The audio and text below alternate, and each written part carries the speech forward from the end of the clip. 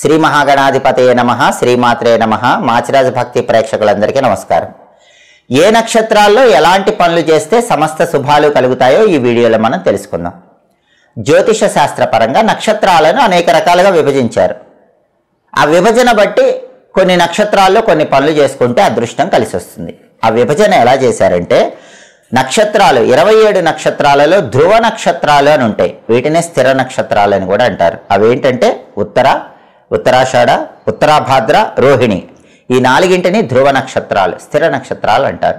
ఈ నక్షత్రాలు ఉన్న రోజుల్లో ఏ పనులు చేసుకోవచ్చు? బీజావాపనం చేసుకోవచ్చు. అంటే వ్యవసాయదారులు విత్తనాలు చల్లితే మంచిది, పంటలు బ్రహ్మాండంగా పండుతాయి. అలాగే పెళ్లి చేసుకోవచ్చు, గృహప్రవేశం చేసుకోవచ్చు, క్రీడా సంబంధమైన వ్యవహారాలు, స్పోర్ట్స్ యాక్టివిటీస్ చేసుకోవచ్చు, ఫ్రెండ్స్తో ఏవైనా డిఫరెన్సెస్ ఉంటే వాళ్ళతో సెటిల్మెంట్లు చేసుకోవచ్చు, వస్త్ర సంబంధమైన వ్యవహారాలు, బట్టలు కొనుక్కోవటం, ఇలాంటివి చేసుకోవచ్చు. ఇవన్నీ ధ్రువ నక్షత్రాలు, స్థిర నక్షత్రాల్లో చేసుకోవాలి. అలాగే చర నక్షత్రాలని కొన్ని ఉన్నాయి. ఆ చర నక్షత్రాలు ఏంటంటే స్వాతి, పునర్వసు, శ్రవణ, ధనిష్ట, శతభిష. వీటిని చర నక్షత్రాలు అంటారు. ఈ నక్షత్రాలు ఉన్నప్పుడు ఏం చేసుకోవాలి? ప్రయాణాలు చేయాలి, జర్నీలు చేయాలంటే ఈ నక్షత్రాల్లో చేస్తే సక్సెస్ వస్తుంది. వెహికల్ మొదటిసారి నడపాలంటే ఈ నక్షత్రాల్లో నడపాలి.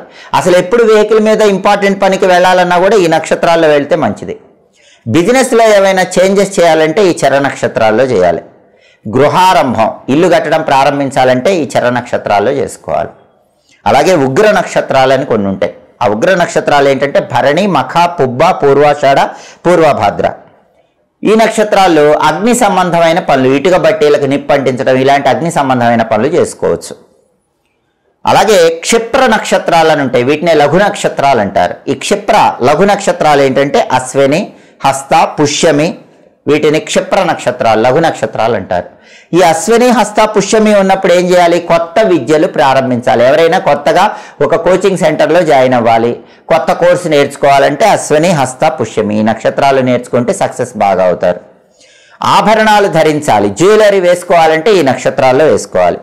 కొత్తగా అమ్మకాలు స్టార్ట్ చేయాలంటే ఈ నక్షత్రాల్లో చేయాలి. అలాగే మృదు నక్షత్రాలు అని ఉన్నాయి. ఆ మృదు నక్షత్రాలు ఏంటంటే మృగశిర, రేవతి, చిత్త, అనురాధ. వీటిని మృదు నక్షత్రాలు అంటారు. ఈ మృదు నక్షత్రాల్లో ఏం చేయొచ్చు? సంగీత విద్యలు నేర్చుకోవచ్చు, లలిత కళలు, వీటన్నిటిని నేర్చుకోవచ్చు. కొత్తగా ఫ్రెండ్షిప్ చేయాలంటే, ఆ ఫ్రెండ్షిప్ స్ట్రాంగ్గా ఉండాలంటే ఈ మృదు నక్షత్రాల్లో ఫ్రెండ్షిప్ చేయాలి. అలాగే కొత్తగా కొన్న వస్త్రాలు ధరించడానికి కూడా మృదు నక్షత్రాలు మంచివి.